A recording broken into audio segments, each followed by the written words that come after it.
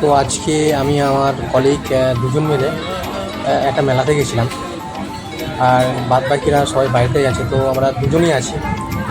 দুজনে তো ওই একটা বাইক নিয়ে চলে গেলাম মেলাতে। এটা আমাদের রুম থেকে বেশি একটা দূরত্ব নয়, তবুও বাইক নিয়ে এসেছি, হেঁটেও আসা যায়। যাই হোক, আমরা একটু আগে আগে চলে এসেছি।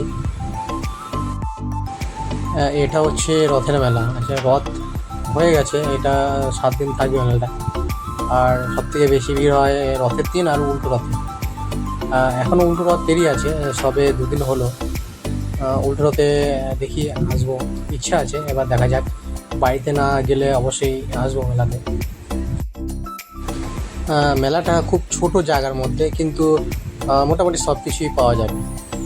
দরকারি জিনিসপত্র থেকে এন্টারটেনের জন্য বাচ্চাদের সব রকমই জিনিস আছে। এবার দেখি ঘুরে। এটা হচ্ছে আমাদের জগন্নাথের রথ। আমার কলিগ আর আমি এখানে সামনাসামনি দর্শন করব। পাশের স্টেজে অনুষ্ঠান হচ্ছে। এখানে প্রতিদিনই অনুষ্ঠান হয়।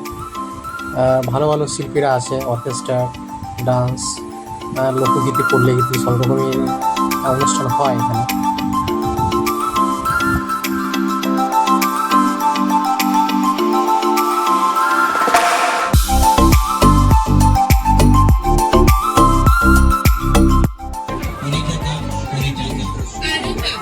রাজধানী এক্সপ্রেস নিয়ে 20 টাকা, নরমাল ট্রাক নিয়ে 20 টাকা, বিভিন্ন আইটেম নিয়ে যান মাত্র 20 টাকা, হোলসেল 20 টাকা।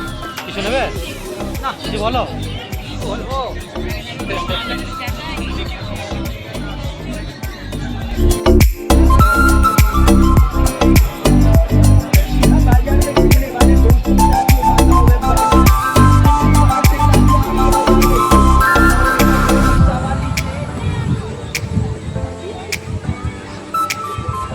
মেলাতে অনেক খাবার দোকানও বসছে, ফাস্টফুডের দোকান যেরকম আছে, সব রকমের দোকানই আছে। খাবার, জিলিপি, সব থেকে বাচ্চাদের খেলনাগুলো বেশ ভালো।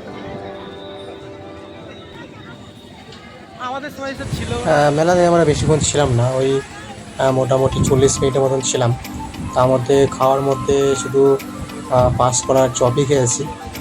আর খাওয়া দাওয়া বাইরের দোকান থেকে করেছি, মেলাতে সেরকম কিছু খাওয়া হয়নি। আর কেনাকাটার মধ্যে শুধু একটা আমি রুমাল কিনেছিলাম, ব্যাস।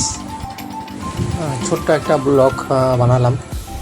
ভালো লাগলে সবাই সাবস্ক্রাইব করবে, কমেন্ট, শেয়ার করবে। তবে আরও নতুন নতুন টপিকের ভিডিও বানাতে ইচ্ছে হবে। যাই হোক বন্ধুরা, ভালো থেকো। Thank you.